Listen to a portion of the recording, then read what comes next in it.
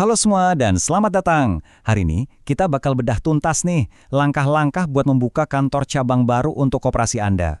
Ini kan sebuah langkah besar ya, yang artinya koperasi Anda makin tumbuh dan sukses. Kalau jawaban Anda iya, wah pas banget Anda di sini. Mau ekspansi itu kan keren banget tujuannya. Nah, kita di sini mau bantu pastikan Anda punya panduan yang jelas banget biar tujuan itu tercapai. Jujur aja ya, prosesnya itu kelihatan ribet, persyaratannya banyak banget, tapi tenang aja, nggak usah pusing dulu. Kita bakal urai satu-satu biar gampang banget dipahami dan diikuti. Nah, ini dia nih dasarnya. Kita nggak ngomongin tips-tips doang loh. Yang kita pakai ini adalah daftar periksa resmi, langsung dari pemerintah. Jadi, ini semua adalah syarat wajib, oke? Yuk, kita bedah tuntas setiap poinnya, kita langsung masuk ke detailnya sekarang. Oke, sebelum kita lanjut, penting banget buat ubah mindset kita nih. Jangan lihat semua syarat ini sebagai rintangan ya. Anggap aja ini semua adalah fondasi. Fondasi supaya cabang baru Anda nanti berdiri kokoh dan siap melayani anggota dengan maksimal. Siap, bagian pertama. Ini yang paling fundamental. Buktikan dulu kalau koperasi induk Anda itu sehat. Pemerintah mau lihat rekam jejak Anda yang solid. Jadi, ada 3 tonggak kunci di sini. Pertama, koperasi Anda harus sudah jalan minimal 2 tahun. Kedua, harus punya laporan keuangan lengkap selama 2 tahun berturut-turut. Dan yang ketiga, ini paling penting, harus dapat predikat sehat dari pemeriksaan terakhir. Oke, selanjutnya bukti transparansi. Anda butuh hasil audit dari akuntan publik, tapi bukan sembarang hasil. Harus dengan opini wajar tanpa pengecualian. Ini tuh artinya opini paling bagus yang bilang laporan keuangan Anda itu akurat dan bisa dipercaya. Terus, jangan lupa bukti lapor pajak tahunan. Ini menunjukkan integritas finansial koperasi Anda. Dan ini dia angkanya. Gak main-main. Koperasi Anda wajib punya modal kerja minimal 2,5 miliar rupiah. Ya, 2,5 miliar. Angka ini jadi bukti kalau Anda punya otot finansial yang kuat untuk menopang cabang baru. Oke, kita udah bahas soal angka, sekarang kita pindah ke orang-orang di baliknya. Di bagian kedua ini, kita akan lihat gimana cara membuktikan kalau tim Anda itu bisa dipercaya dan memang kompeten. Kenapa sih ini penting banget? Ya, karena di jasa keuangan, kepercayaan itu segalanya. Regulator harus yakin 100% kalau dana anggota itu dikelola sama orang-orang yang amanah.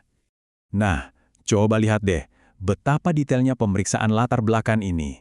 Semua pengurus dan pengawas harus bisa membuktikan kalau mereka, 1. Nggak masuk daftar kredit macet. 2. Nggak punya catatan kriminal di sektor keuangan.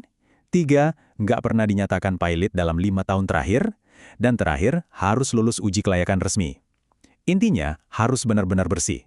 Istilah ini mungkin udah nggak asing ya, prinsip mengenali pengguna jasa. Atau yang biasa kita kenal sebagai Know Your Customer. Gampangnya gini, koperasi Anda wajib punya sistem buat verifikasi identitas anggota dan memantau kalau ada transaksi yang aneh-aneh.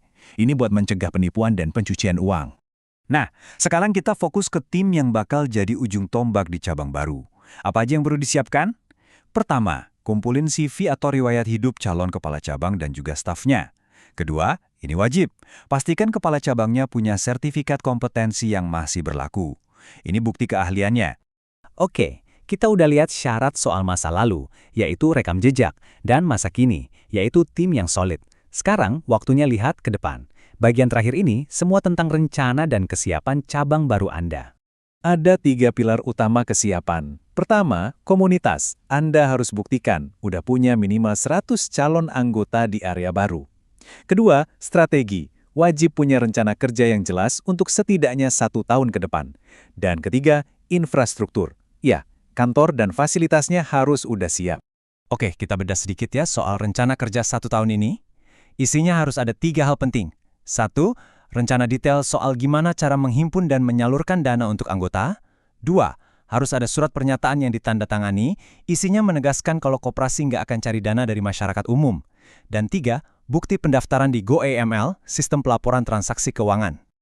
Terakhir, ini bukti-bukti fisik dan legalnya. Siapkan dokumen kepemilikan atau sewa kantor. Terus, foto papan nama koperasi yang udah terpasang ya. Jangan lupa juga daftar inventaris fasilitas kerja yang ada. Dan tentunya salinan anggaran dasar koperasi. Semuanya harus lengkap. Nah, kita udah lewatin semua persyaratan utamanya. Sekarang pertanyaannya, apa langkah Anda selanjutnya? Gimana caranya mengubah semua daftar ini jadi landasan peluncuran yang sukses?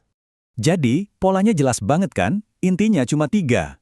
Buktikan kesuksesan masa lalu Anda, tunjukkan kekuatan Anda saat ini, dan yang terakhir, siapkan rencana yang konkret untuk masa depan. Itu kuncinya. Kalau ada satu pesan yang harus banget Anda ingat dari semua ini, ya ini dia. Persiapan yang cermat, itu kunci utamanya. Jangan buru-buru, pastikan tiap dokumen, tiap syarat, semuanya lengkap dan sempurna. Percayalah, persiapan itu segalanya. Pertumbuhan itu dimulai dari langkah pertama. Coba deh lihat lagi semua daftar tadi.